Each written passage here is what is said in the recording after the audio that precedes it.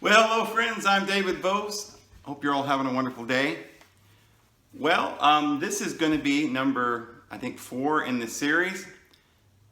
Oh, this one's going to be packed with information that you've never heard before in your life. Some of you who are into astrology, I may have some astrologers that are watching these series. Here's where you're going to get your information. I don't even know where to begin because this is just packed full. You can, as far as I know, there isn't any information anywhere in the world because all of this information has been lost. Now, astrologers know that this information is real and it goes back from ancient times because that's what they're told. But they don't have proof. They believe it, but they don't have proof. They sense it, they know it because, you know that all of the stories are about this, even the gospel. But Christians don't know any of this stuff, and this is why it's important that we cover this today. Because as Christians and even astrologers, we need to know what we're talking about. We need to get down to the bottom of it.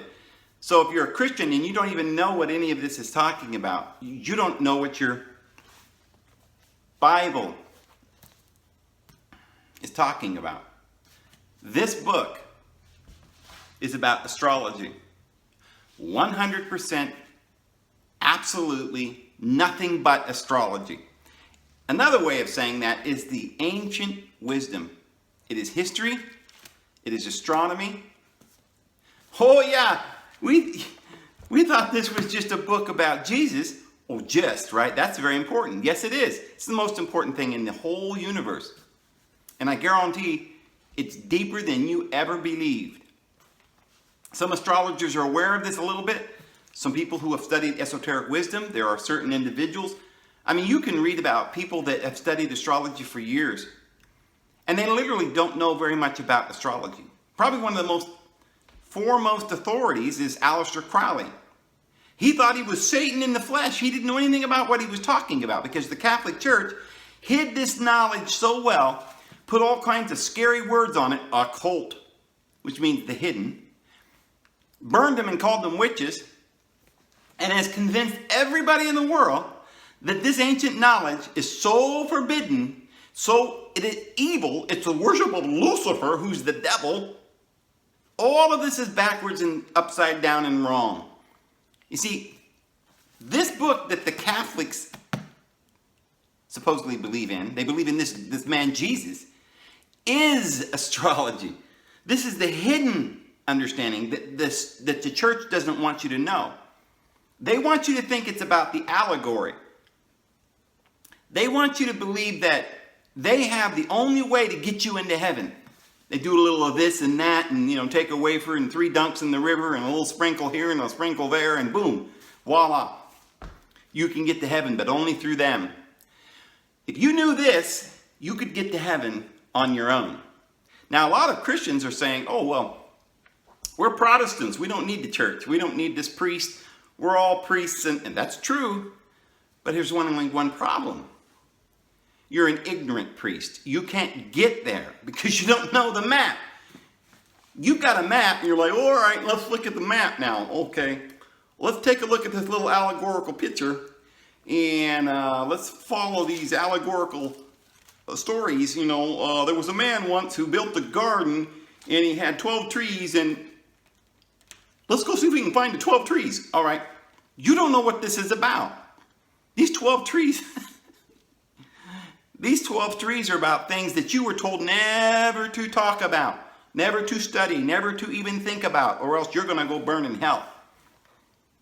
You're out here wandering around looking for 12 trees, right? Oh, it's got to be here somewhere. 12 trees, the Bible says so.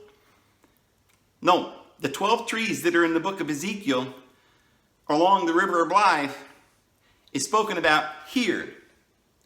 Jesus is the sun on the horizon. He's got 12 disciples, the 12 houses. But you see, Jesus is the Aleph Tav, the Aleph and the Omega, according to the book of Revelation. That's the alphabet. And the alphabet is in this too. Jesus is all of those things. You get a tarot deck and it starts off with the Fool. The Fool doesn't even have a number because that's you. That's your ego. Well, sometimes it's represented, it's not even always represented as an evil thing. It's sometimes when we say ego, we think it's bad, right? Jesus was the I am, the ego. But he had overcome all of these things. And that's another kind of a deceptive word. We don't necessarily overcome these things. We simply go through them and learn them and become them, not overcome them. So the Fool takes on all of the identities in all of this. He has to go from the Aleph to the Tav, from the first letter to the end. When you find out how this science works, because as a Christian, it'll blow your mind how intricate and deep your book is. And as a mathematician, it'll just delight you to no end to find out the actual meaning of all of these numbers that you've been trying to figure out all your life, because you've searched high and low and gone to the universities and all the schools. You've been to the greatest Yale University and everything, and they didn't know, and they never told you. Well, maybe they did a long time ago, but they scuffled it away and put it in a little box and locked it, put it in the back room, and now all you can do is get your black robe and a couple of tassels with a red, and if you're really lucky, you can become a dossier, a teacher, and get a white robe. But you're just about as much in the dark as anyone else, because they just, in the process of trying to hide all this from everybody, they hid it from everybody and it got lost. But there were some individuals in the ancient days when all this was being burned. They said, oh man, we got to hide this stuff up in some caves and put this knowledge down in symbols so that it won't be lost. This is it, man. The whole library of Alexandria is going to be burned by the church. We've got to hide all these books and hide this knowledge. And these priests are going to have to go underground. We'll call them Templars. We'll do it secret where they can't find us. Right? We'll call it the occult, the hidden wisdom. And they don't want the world to know that the earth is round. They want to tell everybody that everything is flat and then we're on top of a tortoise. The church wanted you to believe that the earth was the center of everything. This way, since they're the rule of the earth, they were the center of everything, and you had to go to them. They didn't want you to know that the universe was different than that. The universe was surrounding the light. You are the light. You are the Christ. And you're going to go through all of these houses, all of the numbers, and you're going to understand your incarnation. This is what this is all about. This is why you're here and how you're going to get through it. And since the church has never explained any of this, you're never going to figure out how to get through it. But today we're going to explain some things to you. And so, where to begin? Oh, buddy, this is just... To this day, there is no people trying to figure out all the numbers and where they all go, how the houses relate to the tarot cards. There's 22 major arcanas. There's 56 minor arcanas in the tarot deck. And there's controversy as to whether these tarot deck really even existed before maybe the 14th century. There's the Order of the Golden Dawn that made a set of tarot cards and studied this all out. They didn't know either. It had been lost, and they were trying to figure out where all the cards went on the wheel, and they never could figure it out. If you look at your tarot cards today and you do any studying and research on it, you'll find out it's just people have lost this. It's completely out of their mind. They've lost it. And they're all numbered from 1 to 21 and from 0 to 21. And it seems so incomprehensible. If you put them on the wheel the way they say it's supposed to be, then they're all out of place. Nothing makes any sense.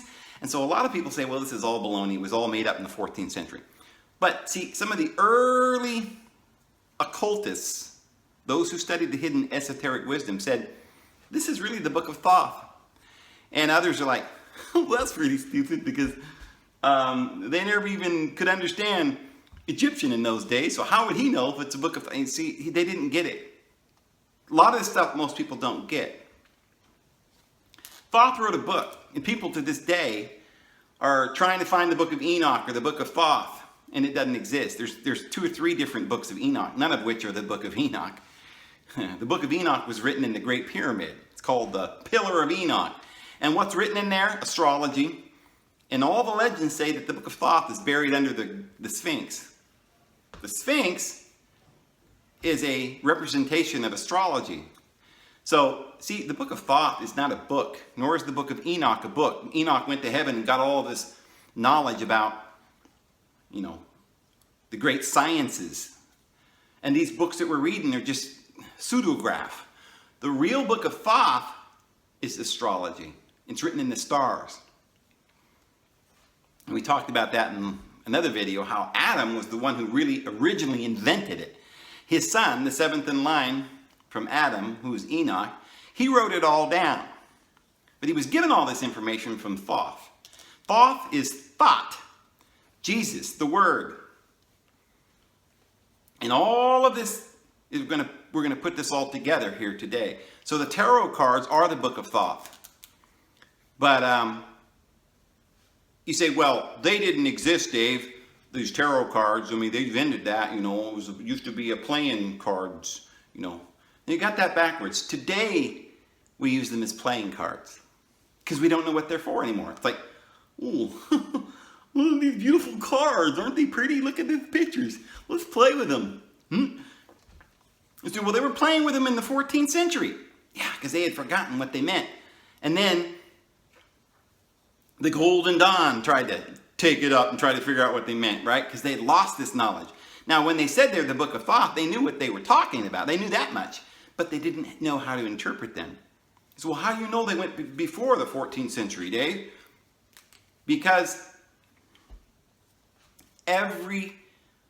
this book of Thoth is written down not in a deck of cards, nor in a glyph or a graph or a chart like this. This is only for us to write it down so that we can understand the writing, which is in the stars. It's astrology. That's the writing. And it's not just in the stars, it's in your DNA. Remember what Moses did? He wrote some commandments and put them in the Ark of the Covenant, or he put them in the temple, Holy of Holies. In your cell, the DNA. That's the carnal, physical world. The serpent, which makes up the 7 planets, which is the 7 bodies that we live through. And Jesus isn't just the sun, he's the whole serpent. It's got 7 heads.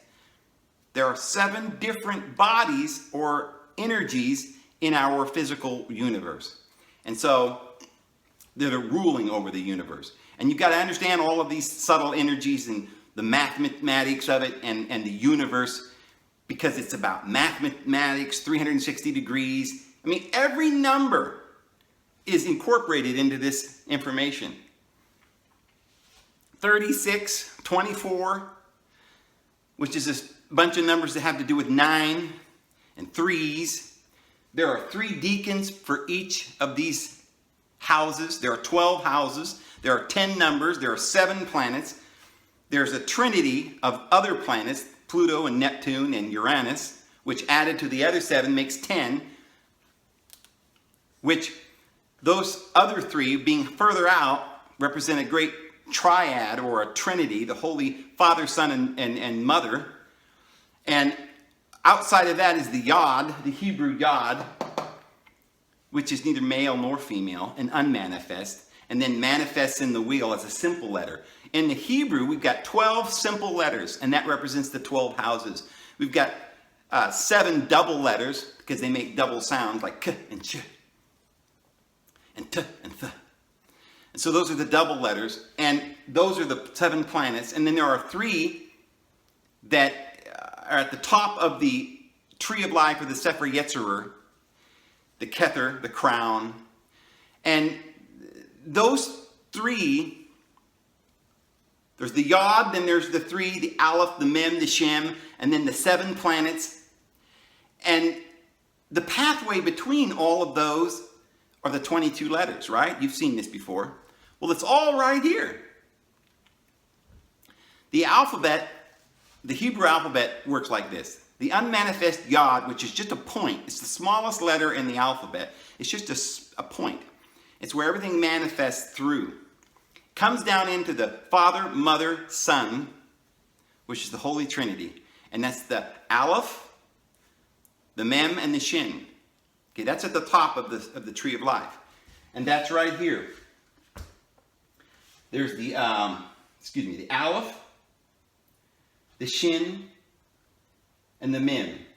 And it makes a holy trine in the 12. That's the Holy Trinity. And then that trine has some passageways between it that makes it three-dimensional.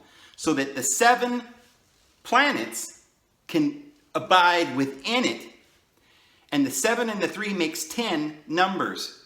And the pathways that are created between these 10 Sephiroth makes a three-dimensional world. And the 22 paths are the 22 letters. So we've got, if you notice, the way that people, like the cards themselves, are numbered in strange numbers that don't make any sense. And starting with the Fool being 0. The Fool is 0 because that's you and I. We're gonna incarnate into all of these things. We're gonna be the Aleph, the Omega. We're gonna do it all. We're gonna go all the way around.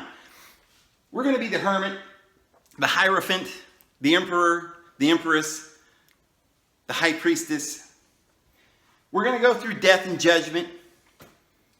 We're gonna conquer it all. And we're going to understand all of this by the end of this video. It's going to be very enlightening for astrologers who are trying to understand the true significance of all these numbers and things. And it's going to be very enlightening for Christians because you got to know what your Bible is talking about. Jesus comes in, picks 12 disciples. And 70 also, because there's 3 deacons in each of the 12. And that's 36. And it goes around twice, and that's 72. And the 70... others that Jesus chose was rounding off of the 72. 72 and 72 is 144. And that's 144,000 armies. And those are deacons. Every one of those armies are your servants. They're the angels, the hosts of heaven, the armies of heaven. And Jesus said, don't you know that I've got these legions? I'm the one in command. I'm the serpent with the 7 heads. The head is the sun, and it comes through and it rises on the horizon. The sun's in the middle, and all of this goes around, and he has control. The angels have to obey him.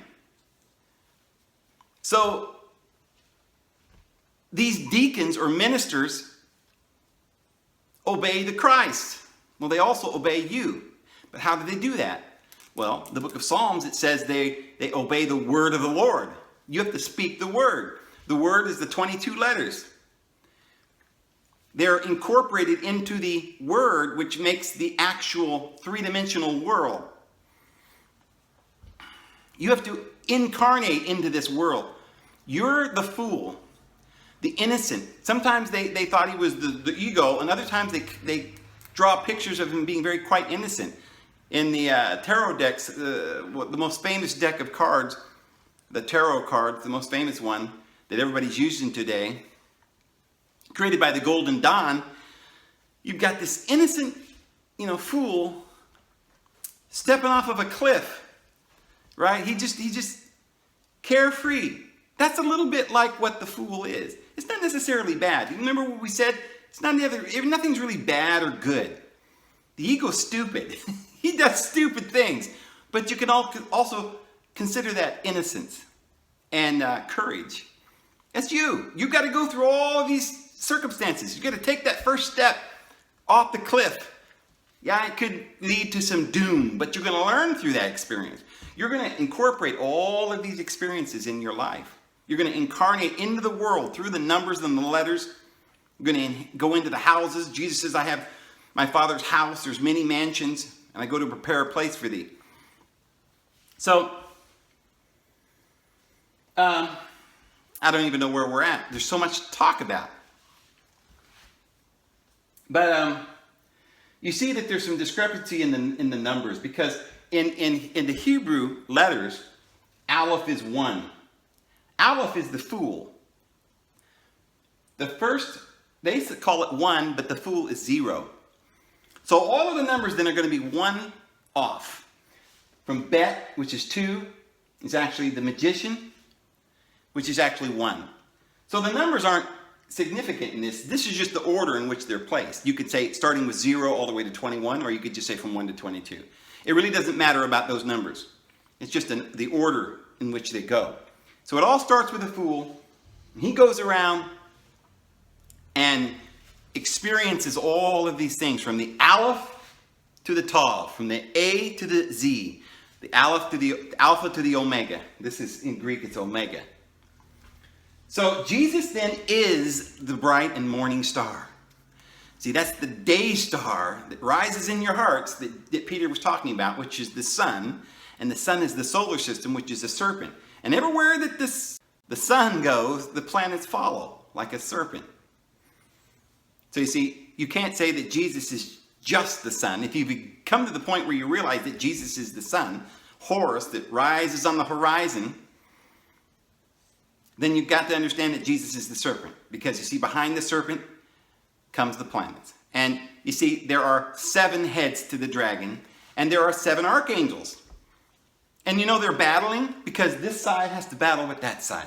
The dark and the light, the male and the female, they're constantly waging this war. But Jesus says you got to make the male as the female and the female as the male. And the two shall become one. And this is the only way to end this stress, this battle, and to not conquer, but to experience and overcome all of these forces and harmonize them. And then you see the 144,000, which really is the number that encompasses all of these numbers. Because all of these numbers can be encompassed into the 144,000. And they are standing on Mount Zion, and they've got harps, and they're playing upon their harps, and they mastered the song. And no one else can master the song but the 144,000. That means everybody. We're all going to master this song. We're all going to play on our harps. But the tune is the harmony of the spheres. And there are 7 planets. And there are 7 bodies. And you've got to free up those 7 chakras so that the male and the female are one, or the negative and the positive have ruled each other out. You've got to transform these 7 vices into 7 virtues. See, the Kundalini, the serpent, is winding up the tree of life. It's got to give you this enlightenment, this wisdom, and then light the candles of the 7 lamps. Well, 7 archangels, you see, are under the command of Jesus Christ. Oh, but guess what? They're under your command too, because you are the Christ.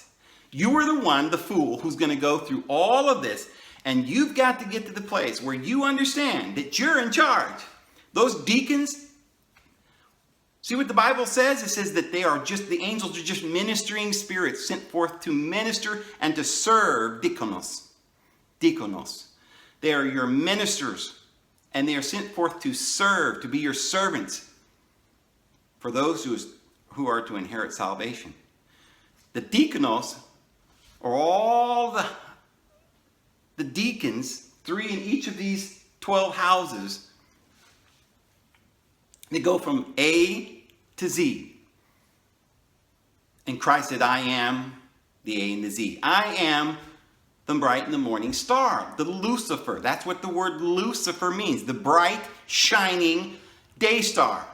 And it'll rise in your hearts. Jesus is that, the 7 planets. Jesus is all the letters. Jesus has got to go through all the houses. You don't believe me? Well, Jesus is born on December 25th in a manger. A manger is where animals live. It's a house for animals. This is the house for the animals. He was born between a horse and a goat down here on the wheel. And then, as he's born, he's got to get baptized in Aquarius, right?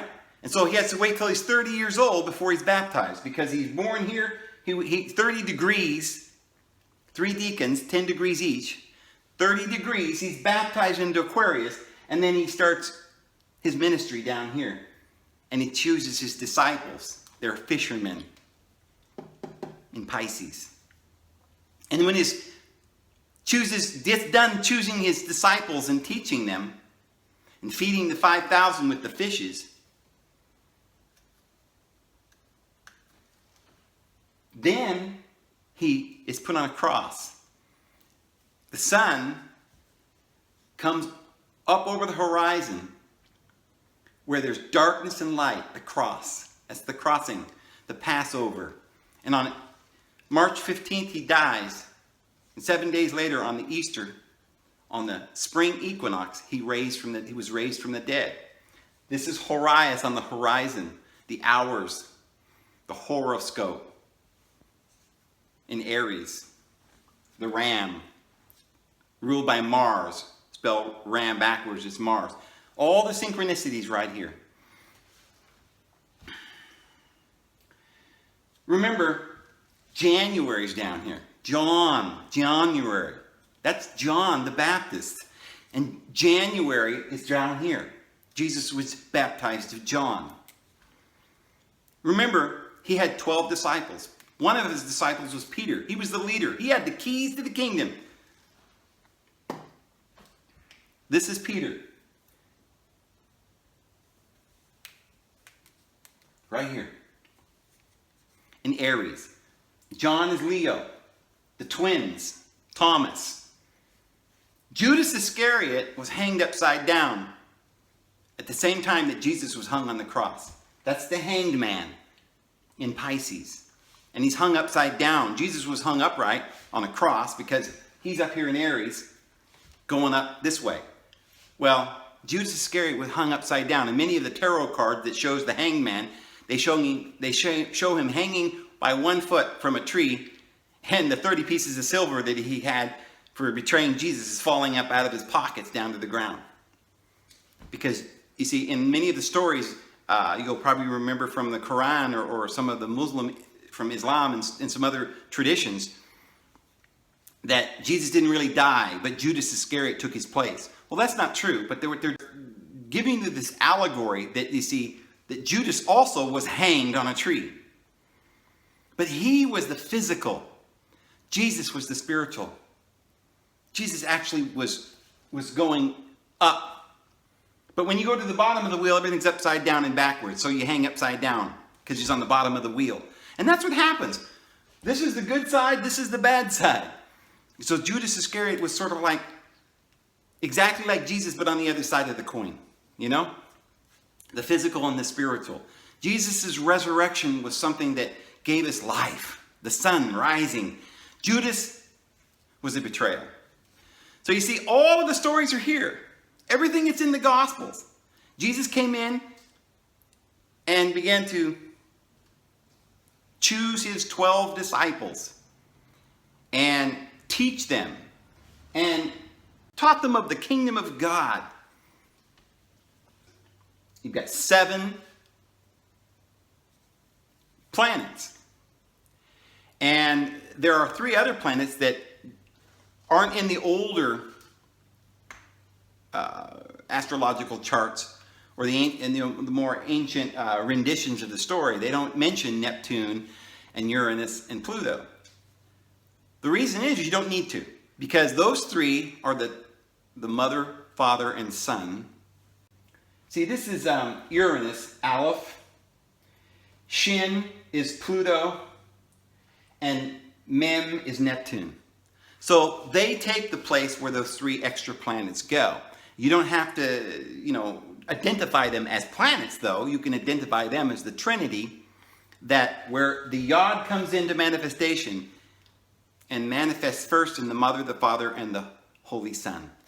And through those 3 is the refraction, or the house, that the 7 planets take their form. Now,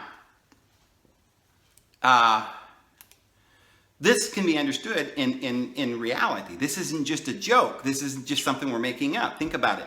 The first 3 colors are red, blue, and yellow. Those are the 3 primary colors. And through those 3 colors, you make all the others, the 7 colors. See, blue and yellow makes green. Red and yellow makes orange. So the 7 colors then are made from the 3. And all together, all the colors then make 10. Just like with music, you have 3 that makes a chord, and then you have the 7 notes. And there's 10 sounds and 10 strings on this musical instrument that the Bible says we've got to master. You master those 10 strings and you've mastered it all, because between those 10 on the tree of life are 22 paths, and those are the 22 letters. And inside those 22 letters makes the physical universe that your soul inhabits. This is when the Yod came in originally. It began through the first mother, father, and within the mother and the father and the son was created all of the 7 energies that make up your body. And the body is what houses the 22 letters, because the 22 letters make the form. From those 3 coming into manifestation, refracting into the 7, and from each of the 7 and the 3, the 10, you get pathways between each one. There's 22 pathways. And those 22 pathways make your body. And you're the man that's on the tree, hung. You're the fool that goes into this physical creation that is created by all of the 22 numbers, or the 10 numbers and the 22 letters. With those 22 letters and those 10 numbers, you create the whole metaphysical world. And this is where our soul, the fool, the innocent, pure, and simple Christ, is born in this manger. So let's take a look at some of these correspondences of numbers, the houses, the letters, and everything else. And we'll just go through it now, because this is really going to enlighten you. We start off with the first letter of the alphabet, which is Aleph. And again, you're going to notice that it corresponds to the fool in the deck of tarot. But in the deck of tarot, the fool is 0, but Aleph is 1. It's just a different numbering system. They're all going to be one number off from the tarot to the Hebrew alphabet. Just one number off, because in the Hebrew alphabet, they just start with 1 and go all the way to 22. In the tarot, it starts with 0 and goes to 21. So you're just always one number off. We start with 1 as Aleph. That's the fool. Aleph is like the fool. He doesn't have a number. He's sort of, you can't really say the word Aleph. It's like it's just the sound, the beginning sound of everything. The next is Bet. This is the magician. This is in Mercury. See, he's the Thoth, or the magician. Mercury is the same as Thoth in Greek. This is Gemini. The next one is the High Priestess in Gimel, in Cancer. The next one is the Empress. This is Dalet in Hebrew. This is Taurus. The next one is the Emperor in Aries. This is ruled by Mars. The next one is the Hierophant in Taurus. This is the letter Vav. The next one is the Lovers in the Tarot deck, or the Twins. This is Zain, the sword with a crown in Hebrew. The next one is the Chariot. This is number 7 in the tarot deck, but it's number 8, the letters. Number 8, Chet. This is the Fence. Number 9 is Tet. And this is Leo. And this is Strength. Number 10 is the Yod. The Yod is just a point in the Hebrew alphabet. It's the smallest letter. It's just a point. It represents this unmanifest being coming down into manifestation. And so this is the Hermit in the deck of cards, kind of a lone person. The Virgo is the Virgin, that is the mother that gives birth to everything. She gives birth to the Christ. And right across from her is the beginning of the wheel in Aries. She's on the other side as the sun goes down. She gives birth. And this is Hermit, the Hermit, which is number 9 in the tarot deck. It's number 10. The Yod is number 10, the letter Yod. And you'll notice that there's only one Hebrew letter and there's only one tarot card for these two. Because this is where everything begins, where the manifestation begins, and there's no male and female there. It's just the Virgo. And then Justice is Libra with the scales. You see on the tarot card, she's got the scales. And she's also a woman. And this is the woman who gives birth to it all. And so they call her Justice, and that's the 11th tarot card. It's the number 30. It's the Lamed, the staff. Number 12 is the Moon, and that's in Pisces. It's also Neptune. A lot of people have said, why is the Moon here and not up here? Well, because the Moon is the Ammon that rules in the bottom of the wheel, not in the top. This is not Hathor with the Moon and the Sun in the middle that rules on top. This is the Moon that rules at the bottom, Ammon, in Pisces. And so then number 13 is Death, and that is represented by the Hebrew letter Nun, which is the serpent, the little serpent, or the seed, or the beginning of it all, the beginning of the physical body, or the DNA. And that is 50, the number 50 in the Hebrew alphabet. It's number 13 in the deck of tarot. Number 14 is the Wheel of Fortune. And that is in Sagittarius. That is Samak in the Hebrew alphabet. And it's number 20 in the Hebrew alphabet. Number 15 is the Devil. That is in Capricorn, the goat god. Looks like the devil, doesn't he? And he is Ain in the Hebrew alphabet. Number 70. 15 in the tarot deck. Number 16 is the Tower. This is in Aries. This is the letter Pe. We didn't mention the He when we were talking about the Emperor. He, is this guy that's dancing, and he's standing up there. He's ready to, start the journey on the pathway up, right? He's dancing in the light. But anyway, we're talking about the Tower right now. It's number 16 in the tarot cards. It's in Aries. It's the Pe, which is the mouth. This is the beginning of everything physical. And this is where everything comes in through the mouth and becomes part of the body. And this is number 80 in the numerological sequences of the Hebrew alphabet. I know this is very confusing, people, but you can take a picture of this and write this down and study it later. Because this is the true and only correct way to put the numbers, the tarot decks, harmonize it with the astrology. And we're going to discuss how this came to be and how we know that this is an ancient system that we need to study. It's in the Bible. We've already pretty much made that pretty clear. But anyway, go from there. We go to 17. And that's the star. And that's in Aquarius. And that's Sadi. And that's the planet of Uranus. And number 18. A lot of people say, well, why would the star be doing in the water? Wouldn't the stars be up here in the sky or something? No. The stars are in the dark, in the night. They rule the night.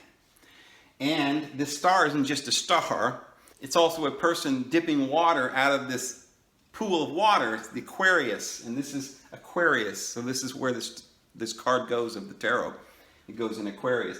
Number 18 is the Hanged Man, Judas Iscariot, who hangs himself upside down on the horizon here just below the horizon. He's upside down, not up the right side up, because everything's upside down and backwards on the bottom of the wheel. This is the planet Neptune. This is 18 in the tarot numbering. This is Mem, or water, Mom. In the Hebrew letters, it's number 40. Mem is where the fishes or the Pisces swim around. And so number 19 is the sun. And that is, of course, Leo, because the sun rules as a fixed planet. This is where the sun begins in Cancer. This is where it's fixed. This is where it is mutable. And so it would be, the sun would certainly be in the fixed position in Leo. And the Hebrew letter for that would be Resh, or Ra. And it's number 200. And number 20 is down here, which is the judgment. This is Shin, which is fire. Represents fire in the letters, in the letter Shin. This is number 300 in the numbering system of the Hebrew alphabet. It is the planet Pluto. In modern astrological charts, they have the planets. And it's number 20 of the tarot cards. And so 21 is the worldly and the foundational Malkuth. This is also in Capricorn, where the devil's at, the worldliness. And this is the last letter of the Hebrew alphabet, number 400, Tav. The Aleph and the Tav. This is where it all ends right here, Aleph Tav. It's also the beginning of the rule of Satan, because you see, when Jesus is born, he's got to escape from Herod, who's trying to kill him. And he waits till he's 30 years old. He's baptized. And then he starts, doing his, gathering his fish from from Pisces, which is his disciples. And so this is where it all begins, right down here on December 25th. And this is the Aleph Tav. And so then, of course, the Aleph is back to the Fool again. Starts it all. But from 21, then, you get to the end. There's no more letters. So how do we know then? So that's beautiful, right? But how do we know that this has any significance to anything? Well, because the Bible, this book, is actually part of this. See, this is the information. It's written in the stars. We make a glyph.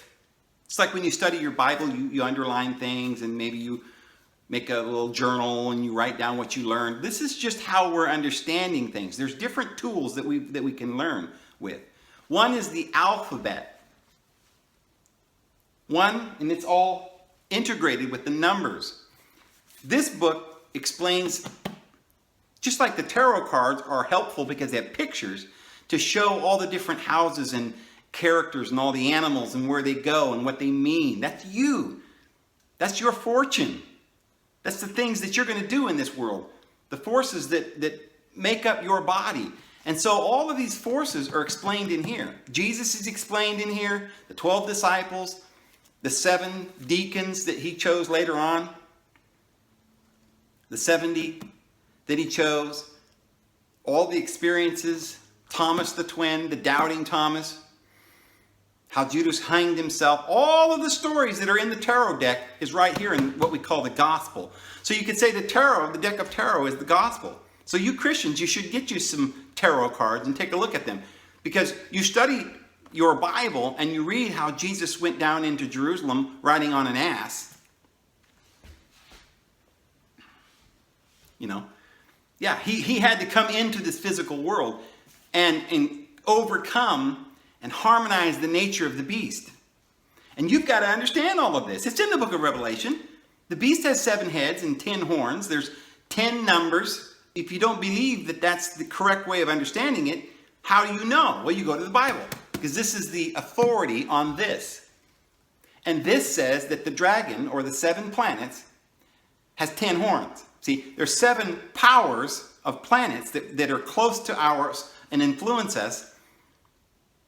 Just like we said, this Shin, Mem, and Aleph makes a holy trine. That's the aspect that those planets have. And they're very, very important. Those are the subtle influences coming from way out the other end of the galaxy coming in that begin to make a way for the other 7 planets to make their places. And we come and we incarnate into this world this way. And the book says that there are 7 heads, but there's actually 10 powers on this serpent. There's actually 10 planets. 3 of the powers are not powerful enough to be heads of their own, but they're powers. There's 10 powers, but 7 heads. And you can go back like we did the other day and take this Revelation chapter 17, which is a sort of a code, right? Sort of an allegory code to help us understand that it's talking about these planets. Remember we went through how the 5 have fallen, 1 is, the other is yet to come. Because John was here in this day and age, and 5 of these planets had already fallen. There was one that was Mars, and another that was yet to come, Mercury. And so all of this is the authority of this. This is the authority for the tarot deck. The pictures that you see in your tarot deck are here in the Gospels. Now, you say, yeah, but this is really crazy because these guys they've got cards and they're playing with this kind of spooky, and there's a lot of weird, pictures of death and skeletons and stuff like that. Well, the Bible talks about a gruesome thing called the crucifixion. It's in here. It talks about how Judas Iscariot hanged himself. And on the tarot deck, you see the coins falling out of Judas Iscariot's pockets as he hangs himself. Same story. And, you say, yeah, but as far as we know, the tarot deck was just a deck of cards that people played games with, right? It was originally called the Triumphs. Today we call them the Trumps. The closest game today that they play to the original game of tarot is bridge, by the way. So if you learn to play bridge, you're actually, and to a large extent, you're learning to play the ancient game of tarot. So any of you Christians out there, remember Baptists used to forbid their congregation from playing cards. And you say, why would that be? It's just a game, because they knew that these cards were of the occult. And the Catholic Church said, that's forbidden, you might learn something. So today, we made other games with them. Look at all of the games. All the games came from this. Let's go back to Israel. Remember how the Israelites had this thing called the Urim and the Thummim? Do some research on that. You'll find out that later on they called those things lots. You rolled them to find out your lot, your house, your portion. There were 2 dice with 6 possibilities on each dice. The 2 made 12. The Urim and the Thummim, the perfections and the lights, or the yes and the no. And they would roll these 2 dice, and there was a plate or an ephod that had 12 stones, and they had the Urim and the Thummim that they put in the pouch. And then they would roll the Urim and Thummim, and through some means that hasn't come down to us, but you can certainly understand what they must have been doing. It was 12 stones. It had to do with the 12 houses. They were prophets. They were fortune tellers. This is the wheel of fortune. This is how you determine someone's fortune, or the fortune of the nation of Israel, through astrology. And all of these ancient deck of cards that today we forgot how to use them, so we're playing them like playing cards, right? They used to be a method to get a divine answer. No, not sorcery. Sorcery is forbidden. That's using drugs. That's what doctors are doing. That's what you Christians are doing. You're sorcerers. Oh, I don't feel good. I'm going to go to the sorcerer. He's going to whip me up a potion. A wing of bat and a hair of a toad and, and a little incense, and stir it all up and drink it and stand in a circle, right? That's superstition. That's druggery. That's sorcery. We don't do that. What we do is we divine the holy answer using the hidden knowledge that the Catholics made us put over here in this place where it was hidden, because otherwise we'd be murdered. So we had to get the truth out. And so we buried it up in the ground, made it hidden so it could get down to you. Put it in symbols, wrote it in a book like this. For those who have ears to hear and eyes to see, who can now go back through the stories. And if you don't want to read this whole book, right? Because you're like, oh man, this is a big book. Well, you ought to read it. But to get started, get you a tarot deck. It's got the story right there. It's an easy way to learn.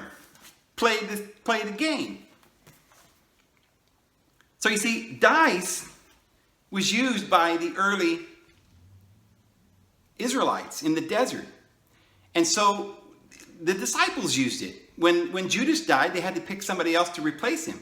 And it says they drew lots, or they threw lots. They cast lots. He said, well, I don't think I can believe that. Well, I know it's in the Bible, but it's scary. I don't think that's occult, man.